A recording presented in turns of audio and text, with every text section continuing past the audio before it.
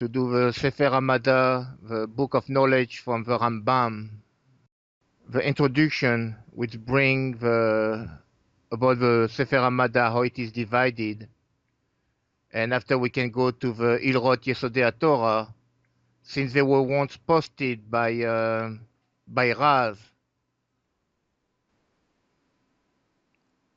So what I was thinking is to try to go to the Sefer Hamada of the Rambam into the Mishneh Torah, and the Mishneh Torah was secondary to the Torah in a sense. That's what it would mean, and is considered as one of the great Halaritic book on laws according to the Rambam, because he goes to all the mitzvot and show the source where in the Torah they are found and explain them. And the first book, the Sefer of Knowledge, the Book of Knowledge, Sefer Hamada, there was controversy about it for a time. People didn't like it because it was too philosophical, and they don't think it was a necessity into the Judaism to bring it. You're speaking of Rambam, right? Yes, Rabbi Moshe ben Maimon, yes. So Sefer Hamada, extend your kindness to those who know you, and your righteousness to the upright of heart. Psalm. The first book, which is Sefer Hamada, the book of knowledge, it contains 5 alarot, 5 laws. They are in order. Hilchot Yesodei Torah, the law which are the foundation of the Torah. Hilchot Deot, the laws of personal development.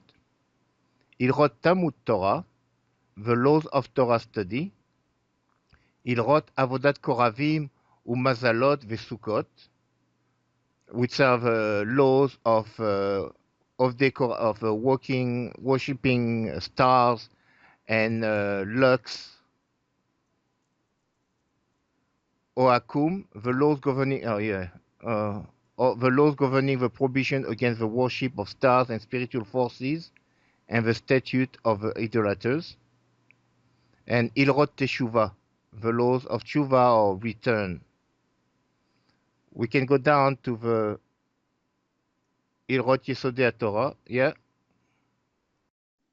Hilchot Yesodei Torah. Hilchot Yesodei Torah are the laws which are the foundation of the Torah. They contain 10 mitzvot, 6 positive commandments, and 4 commandments, and 4 negative commandments. They are 1. To know that there is a God. 2. Not to consider the thought that there is another divinity aside from God. 3. To unify Him. 4. To love Him. 5. To fear Him. 6. To sanctify His name. 7. Not to profane God's name. 8. Not to destroy those things associated with His name. 9. To listen to a prophet who speaks in God's name. 10. Not to test God. In the following chapter, in chapter 1, we're gonna go to the first alara, the first mitzvah, which is to know God. And I think that's where we're gonna start discussing the concept that is brought here. So if you want to click on the chapter 1,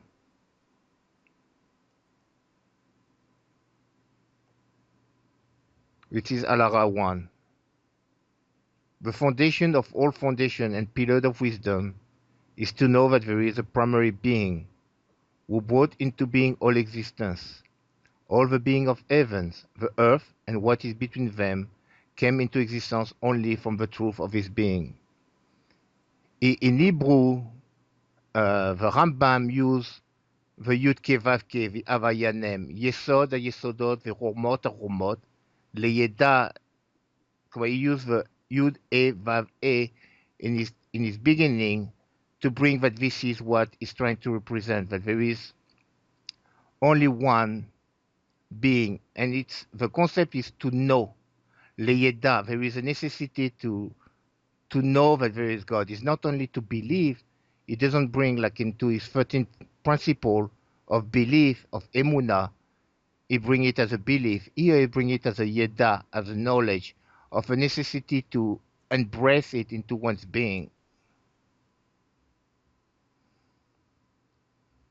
That there is a primary being who brought into being all existence. The Hebrew is a little different. You see, I don't like the English because it takes some of it, but it says Leyedas yes matsui Sam matsui erat. That there is there a found one. There is something that started all things, but there is nothing else.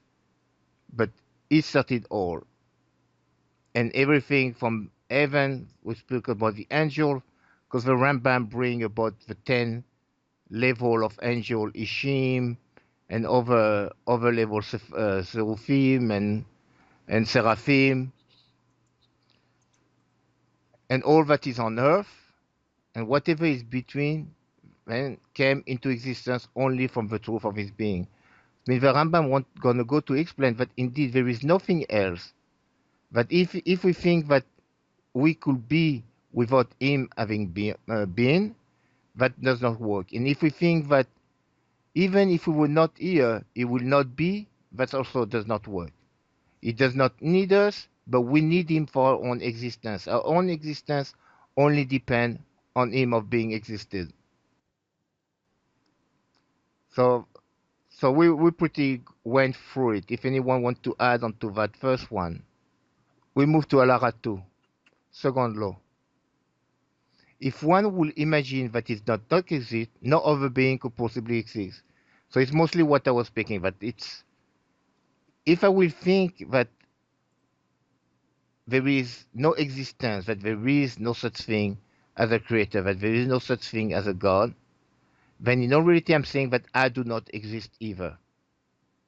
That my existence is totally dependent on his existence. But the Ein Sof encompasses all things.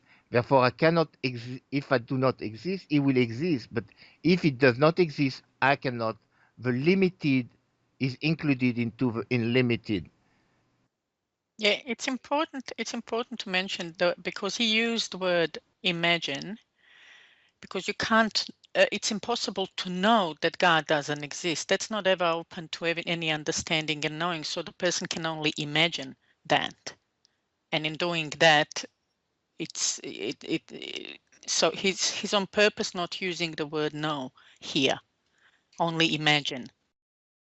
The Hebrew text do bring the word of knowledge. It said, Im ya'aleh ala dat. If one will bring to his mind, שהוא אינו מצוי, that is not found, אין דבר אחר יכול, nothing else could be found. The English, I know that imagine is a, because that's what it is in a sense. If I bring an imagination, if I bring to my thinking, but it cannot exist, even if it is really, I really try to prove it with scientific matter, but I try to bring to my mind that there is no such a thing. But that a very different meaning. That I think one time we spoke about it, because in Genesis it said Rava yada and Adam yada et Rava, and man know his wife Rava. And what is that knowledge? Is that union of things. I am able to unify the experience into the knowledge. It's not only academic knowledge in Hebrew here that he speak about. Yes, it's the union. It's the unifying of the aspects. That's the word knowledge is really, it can be misleading, because then people, I don't like using the word people too, but then a person can think that there's something now to memorize, it's a matter of memorizing something, but it's really not. That's a different kind of knowledge we're talking about. And it's really the union, the complete and perfect balanced union of aspects. Thanks, Felipe. Yes, indeed. That's what it is in a sense, the knowledge, yeah. So we can go to Alara 3, third law. If one will imagine that none of the entities aside from him exist, he alone will continue to exist, and the nullification of their existence would not nullify his existence. And here it's like the opposite of what we were saying before. If I can think that nothing exists no more, there is no creation at all, then therefore it does not exist. What the Rambam is telling me is even if I think that there is nothing, there is no creation, no creature. Nothing was created. Like when we read in Kabbalah, the vessel of the light is not dispersed. The thought of creation is not yet been applied. There is neither no bestow, neither no kli. There is only the Ein Sof as Ein Sof in its totality. So if one will imagine that none of the entity aside from him exist, he alone will continue to exist. Which means again that if I will think that there is no creature, nothing was created yet, then the Ein Sof God only need me, he exists only because there is a creation. Like some people would think his purpose of creation was to do good and to bestow good. But this is not a need in itself of the Ein Sof. That does not make him his existence. That does not create the need of his own existence. That even if all things was never created, the Ein Sof will always be there. So again, if one will imagine that none of the entity aside from him exists, he alone will continue to exist. And the nullification of the existence of all the entities will not nullify his existence. Because all the other entities require him, and he, blessed be he, does not require them, nor any one of them. Therefore the truth does not resemble the truth of his being, of his existence, does not resemble the truth of any of their being, of the existence of others. 4. All right. It is implied by the prophet's statement in Jeremiah 10:10, and God, your Lord, is true. Example, he alone is true, and no other entity possesses truth that compares to his truth. This is what is meant by the Torah statement in Deuteronomy 4:35. There is none else aside from him. Example, aside from him, there is no true existence like his. Because what does he telling me? What the Rambam is telling me that prophet have there is a certain way of a knowledge of God. But indeed, and God is your Lord is true. Asam Hashem Emet. That's what we said at the end of the Shema. He alone is true, and no other entity possesses that truth that compared to his truth. What is that concept of truth that the Rambam speak about? That is not something that is dependent. It's an absolute, which means it's not dependent of a perception of something. That is not the kind of truth that we said about something is valid, something is correct. Let's say if I said the sun to right now, let's say for me it is dark, it is a truth for me. But if any one of you during the day, what I said is not true, because it's only depending on my perception, and there is nothing else beside him. Like we always said, in the Shamati, no one else beside him. But that's what he's trying to tell me. It's not that there is no other existence. But there is nothing that is true that really is, but is being. If you want to go on Alara 5 or someone else has something to add. Okay, I'll go on number 5. This entity is the God of the world and the Lord of the entire earth. He controls the sphere with infinite and unbounded power. This power continues without interruption because the sphere is constantly revolving, and it is impossible for it to revolve without someone causing it to revolve. That one is he, blessed be he, who causes it to revolve without a hand or any other corporal dimension. What is telling me is, in a sense, that there is anything that there is motion to, something has to move it. Even for those that study physics, the Newton was speaking that any object at rest will stay at rest. And if a force, only when a force is applied to an object, does it move, does a force move. And there will be a resistance, and this will create the opposite to the force that the object moves. And so what is telling me is, since there is all things in existence, and we see it as really being, then there is to be a mover. There is to be something that moves it. But if this mover is like me, let's say he has a certain strength and he gets tired, then the motion will not always be constant. So instead, there is a mover that does not move himself, but something is within everything, but by itself, it is not that thing itself. It's not dependent on that force. That force is a constant thing. It's not really related. It's not something that is limited. So the fact that the creator created and expand the light, that's why when we say the light is at rest. Now, what does that mean? That the light is at rest? We can feel it. And that's what he's telling me, that there is no change into the Ein Sof at all. We can go on 6. 6. The knowledge of this concept is a positive commandment, as implied by Exodus 22. I am God your Lord. Anyone who presumes that there is another God transgresses a negative commandment, as Exodus 23 states, you shall have no other gods before me, and denies a fundamental principle of faith, because this is the great principle of faith upon which all depends. This is the first law. And that's why I say this knowledge of this concept is a positive commandment. That's the first positive commandment. I am God, your Lord. I am. This is that part that he's speaking about. Anyone who presumes that there is another God transgress a negative commandment. Here, that's what we're speaking about. You shall have no other God before me, and denies the fundamental principle of faith, because this is the great principle upon which all depend. All right, we're on Halakha 7. Okay, God is one. He's not two or more, but one, unified in a manner which surpasses any unity that is found in the world. He is not one in the manner of a general category which includes many individual entities, nor one in the way that the body is divided into different portions and dimensions.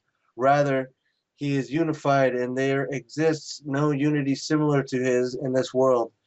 If there were many gods, they would have body and form, because like entities are separated from each other only through the circumstances associated with body and form. Were the creator to have body and form, he would have limitation and definition, because it is impossible for a body not to be limited. And any entity which itself is limited and defined possesses only limited and defined power. Since God, blessed be his name, possesses unlimited power, as evidenced by the continuous revolution of the sphere, we see that his power is not the power of a body.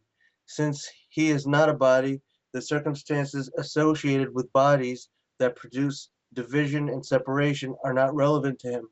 Therefore, it is impossible for him to be anything other than one. The knowledge of this concept fulfills a positive commandment as implied by Deuteronomy 6:4. Hear, O Israel, God is our Lord, God is one. Yeah, but we touched on it before. But in a test, when we're learning in test, we're learning that there is his name, when is one, unique and unify. And that's what is trying to say. That even that I think that there is a separation, it's all in a perception of is one when you speak about Asmuto, is unique into the action that is done, each things are attributed to specific to what he's doing, and is unified because everything is into one time. The thought and the action are not separated. And that's what the Rambam tell me, that if I will think like before we're speaking about that maybe there is other God, but then I give it a limit. It has to be a separation where one is and where the other is not. And anything that has limit is finite. It will have a beginning and a end, and will be depending on time, and be depending on space, and be depending on motion. And therefore, that's what he's telling me. And the part is about the Shema. Oh, Shema Israel, Hashem, Hashem Echad. And it's the Echad here is really not as one in numbers, like he is one. There is only one God. There is a one number. It is not in that concept. That's what he's trying to tell me here. It is not the same kind of division as body that I can do a mathematic, because one as a number can be divided into various particles. What he's saying is a unity that is above that concept of numbers. It's not that there is one God, it is the one, it is all of that there is. If anyone want to add, or if not, we can move to 8. I think that this right here pertains to sort of what we were just talking about, that Rambam was trying to make sure that the person who's observing Torah and mitzvahs, that they did not get confused with what Kabbalah teaches, because a lot of people, for some reason, have an idea that Kabbalah teaches that God has many aspects, and when we talk about the anatomy of God, it's taken literally. And so here, Rambam is making sure that there's no confusion, because he's speaking about Ein Sof. He's not talking about the mechanics of the sphere and the way nature works. I think it's important to make that acknowledgement, because that can show you where he was coming from when he wrote this, because you can easily see how confusing it could get, without having a firm, uh, a final stamp on saying, okay, God doesn't have a body. Without getting into all the deeper stuff, you could just say God doesn't have a body, and simple and plain. You can get it. So I don't know. I just thought that was important to realize how he was writing this stuff. It is, because at this time there was other that were believing very differently. Were believing that there was different forces. There is so-called the good, and there is also the evil, and both will have done their own properties. God will only do good, and the devil will do the bad part. And God was not a part of that devil, so-called of those bad thing happening. And here he's trying to make the sense that yeah, there is. It's not like this. Oh, I had a quick thing that I just wanted to mention. When you read, Philip, when you read Rambam speaking of, when he says the sphere, do you think that he's kind of encoding that, talking about one of the spheres, or do you think he's just talking about this world, that we're the planet? Because it kind of seems like he's almost hinting something there.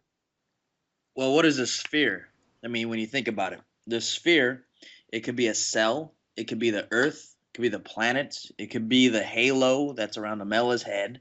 I mean, a sphere theoretically is all of it. I mean, a sphere, what a sphere is in a nucleus, under the nuclei, under the neutron, right?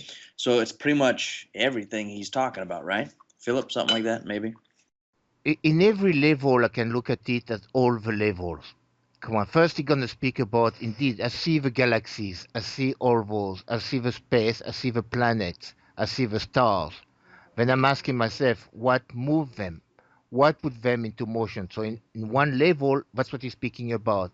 In the other level, he's speaking about, like what we spoke about, the circular before, that everything is agolon, everything is agol when we're reading in test, but everything is circular, but there is not all that light, it's all what's encompass everything. And again, here he's speaking about, when we're speaking that one of the spherot are like circle one within the others, and each intermediating within each other. So there is, it speak about all those levels within it. Like you were saying at the beginning, Sanjaya, that I can read it, and within it there is the secret of all the Torah. But it's not just the word by itself. That's why we study the Rambam, not just to read, okay, that's what his idea is saying, because there is some teaching behind it to the various level that is of a pardes, of all the level that are within it. So it's encompass everything into the translation, into the explanation of his writing. Can I just ask, was he using a word sphere in Hebrew, or was that another different translation? I'm not sure. It's in Galgalim. English here. What did he Yeah. say? Uh, Galgalim. So Okay. It is the seculars, but the same as into the sentence of secular of round. Because what is bringing is that concept we were speaking before into, I think it was into test, but for the simsum, for the restriction to become to happen on the Ensof had to be the point in the middle of a circle. That all distance according to that middle are all equivalent. So the idea is like it's a secular concept. It's because not because it looks like a circle, not because it is round, but because all distance from the Ensof to any distance, it's always to its middle, which is the middle is Malchut, is where we are.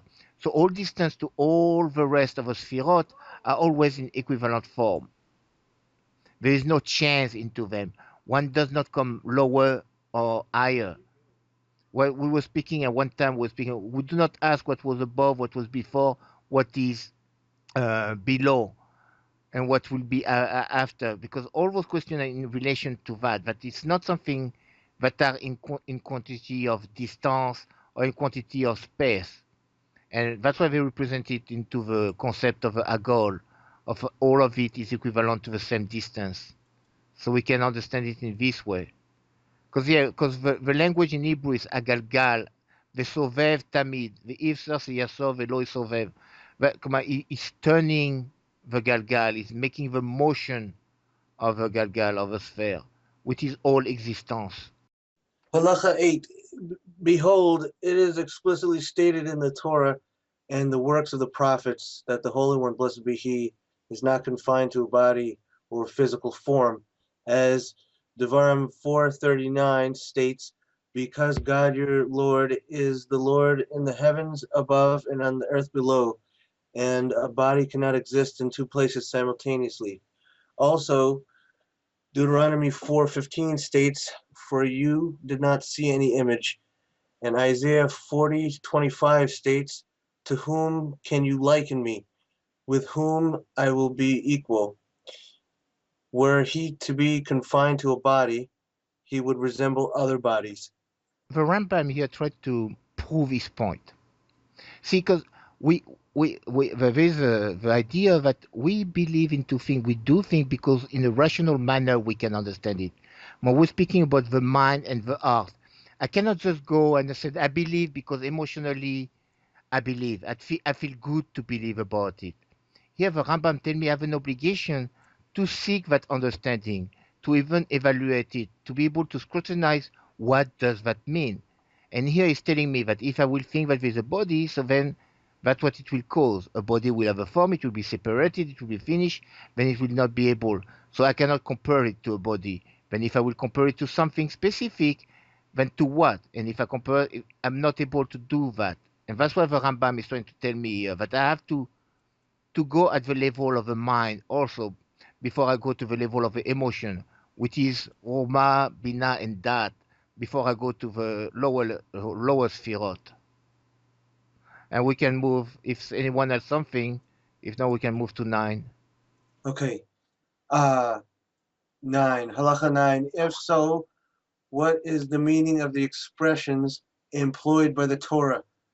Below his feet, Exodus 24:10, written by the finger of God. Ibid 31:18, God's hand. Ibid 9:3, God's eyes. Genesis 38:7, God's ears. Numbers 11:1, and the like. All these expressions were used to relate to human thought processes which know only corporal imagery. For the Torah speaks in the language of man. They are only descriptive terms, as apparent from Deuteronomy 32:41. I will whet my lightning sword. Does he have a sword? Does he need a sword to kill? Rather, this is metaphoric imagery. Similarly, all such expressions are metaphoric imagery. A proof of this concept, one prophet says that he saw the Holy One, blessed be he, clothed in white snow, Daniel 7:9, and another envisioned him coming with crimson garments from Basra. The Isaiah 63:1. Moses, our teacher, himself envisioned him at the Red Sea as a mighty man waging war, and at Mount Sinai saw him as the leader of a congregation wrapped in a talit. This shows that he has no image or form. All these are merely expressions of the prophetic vision and imagery, and the truth of this concept cannot be grasped or comprehended by human thought. This is what the verse Job 11:7 states. You can find the comprehension of God. Or can you find the comprehension of God? Can you find the ultimate bounds of the Almighty? That's what we learn when we say we cannot go to Atzmuto. Because there was also, because some people we said, look, that's what it said, the hand of God, God is doing this. And I remember one time we had something into the chat room on Facebook about that argument, about the anger of God. God was smiting other people and killing them. And what he's telling me, it is all the question of an attribute. It represents the attribute at the moment how that force is perceived.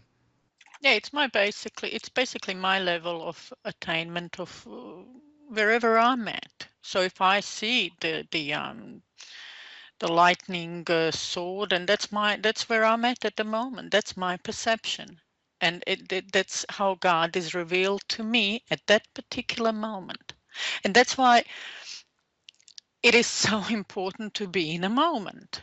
To do that singular dialogue, to seek the connection with the force that created everything, because basically without that I'm going to have all these other attributes and levels of understanding, because and considering that all of that is changeable, it'll change in every second million times. It is amazing. I mean, that whole process, we just don't see it. We spend too much time contemplating everything else but what's important. So all these aspects, all these things, they just fly by us. We don't see it. And it's it the attribute, the names of God, the attributes of God, all of that, that's just according to my perception or where I'm at.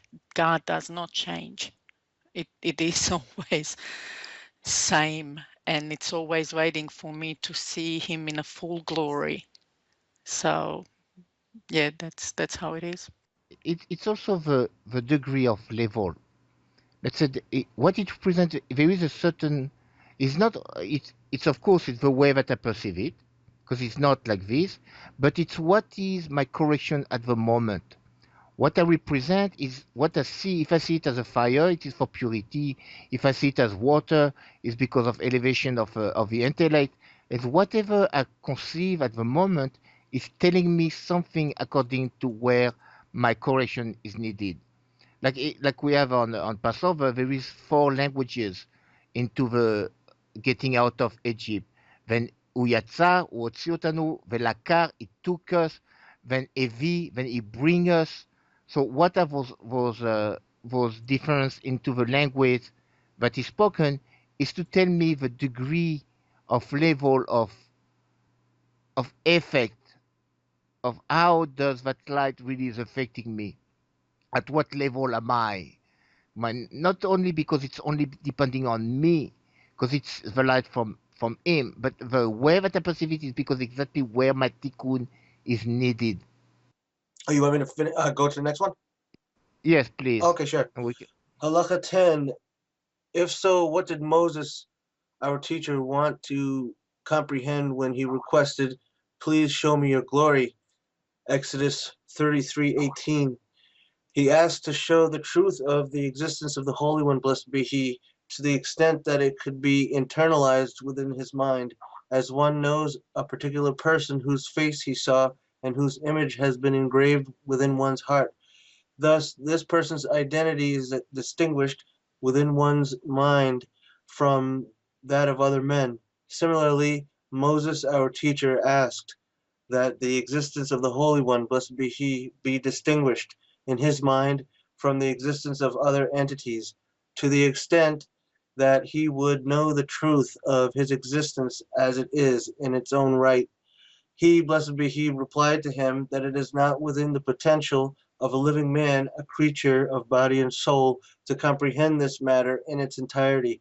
Nevertheless, he, blessed be he, revealed to Moses matters which no other man had known before him, nor would ever know afterwards, until he was able to comprehend enough from the truth of his existence for the Holy One, blessed be he, to be distinguished in his mind from other entities, as a person is distinguished from other men when one sees his back and knows the structure of his body and the manner in which he is clothed.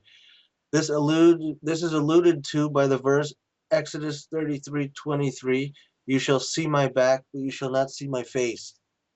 Yeah, there is that concept that for us, our knowledge, that our understanding is separated from our identity. What we know is separated from what we are. And like we read before, he is one, unique, and unified, which means his knowledge that is datos of a creator, then who are one. There's no separation between the creator and his knowledge. So when Moses is asking, I want to know, I want to know you, and but because Moses is separated, Loida Adam, then a man would not know, a living creator would not know that concept, because we are separated in our knowledge and ourselves are two different identities. We have all particle of it, and that's why we cannot conceive what is totally unified, that is not separated from it. And here that's the language of Loyada et Pana. He did not know my face. He could not see, but only it Arorai, only the effect, only the behind, which is the effect of what my the Ensof is about. That's what we say. We do not learn about Atzmoto, but we learn about all the spherot of the process of creation. Because this we can see, this we are a part of, this we're able to evaluate. But to evaluate the essence itself, we are incapable of doing it. If anyone has something to say, or if not, we can move to the next one. Yeah, it's just basically what does it say here? I mean, you will be nullified the moment you see the face with no. That's the moment you cease to exist, because no body is capable of sustaining that. Basically, it's a basic explanation of it. Yes, indeed. What this is talking about with the level of revelation or prophecy that Moses received, that whenever we whenever we're connecting to the light, or we're in a group and we're discussing these matters, it said that Moses, the revelation that he received the totality of all the Torah's knowledge from beginning to end, and that everything that we're revealing was given at Sinai. So it so we're kind of like seeing through Moshe's eyes, but we're only able to see like little fragments of it at a time. So because we're obviously not at that spiritual level. So I think the goal is to get to that level where we can see it in its fullness, and Mm-hmm. actually become one with that fullness. And then when we're seeing the face, we're just talking about the spheres. It says Moses reached the level of Tiferet, which is where the six emotional sphirot, and that's where the rivers of Gan Eden flow. And that's basically what I was telling before, because I I personally, after studying and I mean years of uh, hard work in that way, that I don't want anything less than that.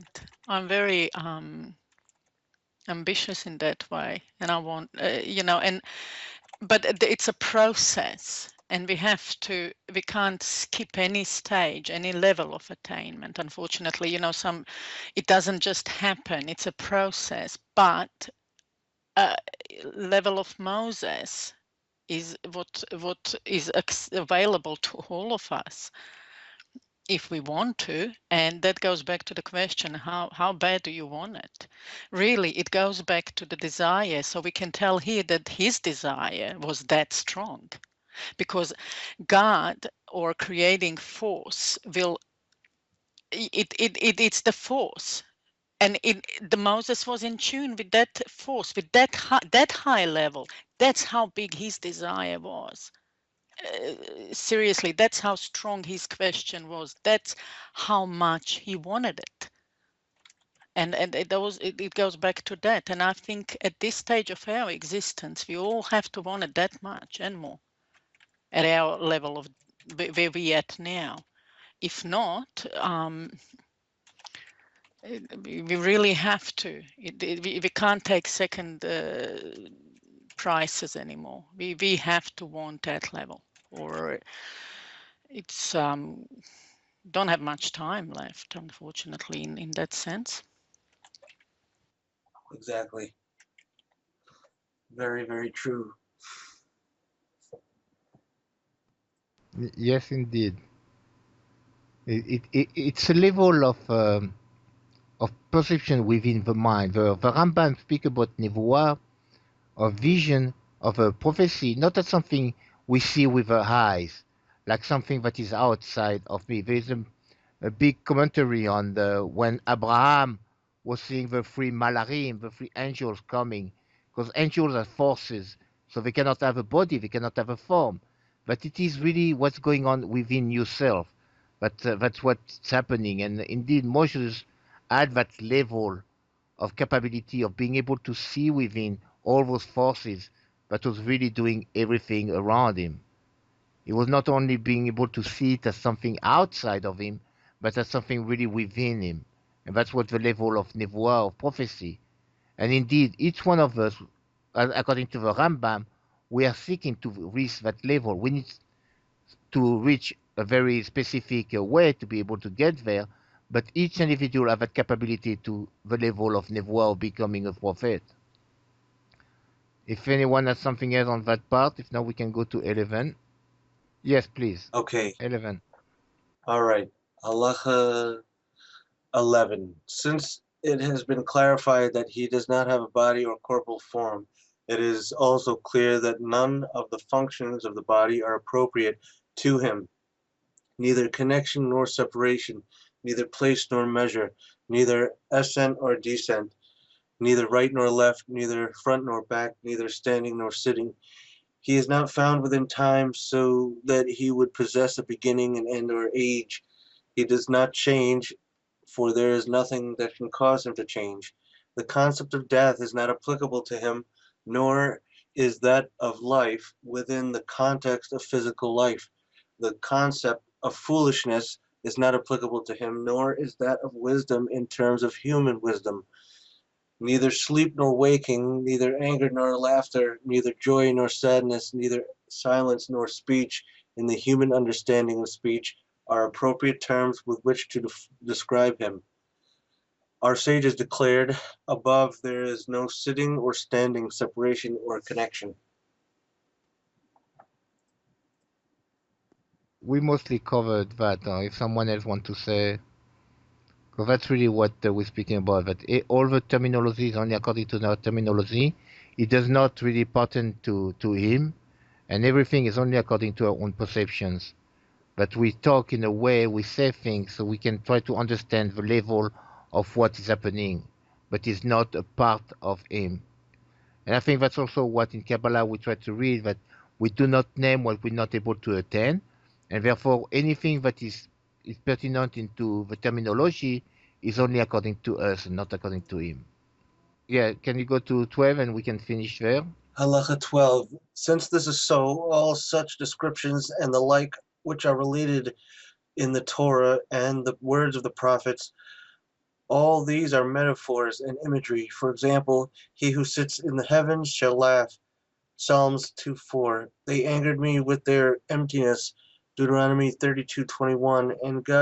And as God rejoiced. Ibid 28:63. With regard to all such statements, Our sages said the Torah speaks in the language of man. This is born out of the rhetorical question Jeremiah 7:19. Are they enraging me? Behold, Malachi 3:6 states, I, God, have not changed. No, now were he to at times be enraged and at times be happy, he would change. Rather, all these matters are found only with regard to the dark and the low bodies, those who dwell in the houses of clay, whose foundations is dust. In contrast, he, blessed be he, is elevated and exalted above all this. It's interesting that post I just did about the giving of the Torah, where he told Moshe to have everybody prepare for 3 days, and told everyone not to touch the mountain because they would be killed. And Ibn Ezra and Rashi were talking about the different um, the the language that the Torah has to describe this stuff, because there's no other way to describe it but without using allegorical uh, wording. I mean, there's really no words that can describe these kinds of things. So to take it literally would be pretty silly. In the part you bring on the Matan Torah, the giving of Torah in Har Sinai, that concept was because it was representing a level of Kedusha, of purity. Then the people of Israel was not that purified. To be able to receive the light, I have to cleanse myself. But in a sense, what we do when we study, when we're trying to connect, when we're trying to develop the correct desire, but we're trying to purify ourselves so we can receive whatever is that light that can give us, that bestow that level of kedusha, of holiness. But if I'm not clean, if I'm not purified into that thought, into that desire, nothing can come into the kli. The kli cannot receive that light. And here also in the question of imaginary, it's the lashon, the language is melitza, amlatza. It's like something that we create by ourselves. We suggest into our own mind. Imaginary is something that I suggest to my own mind, but I arrive. And here it's existed, the Nevi'im, the prophet, it's existed from up above, from the Creator to exist into the mind of the prophet, that vision, what is able to say.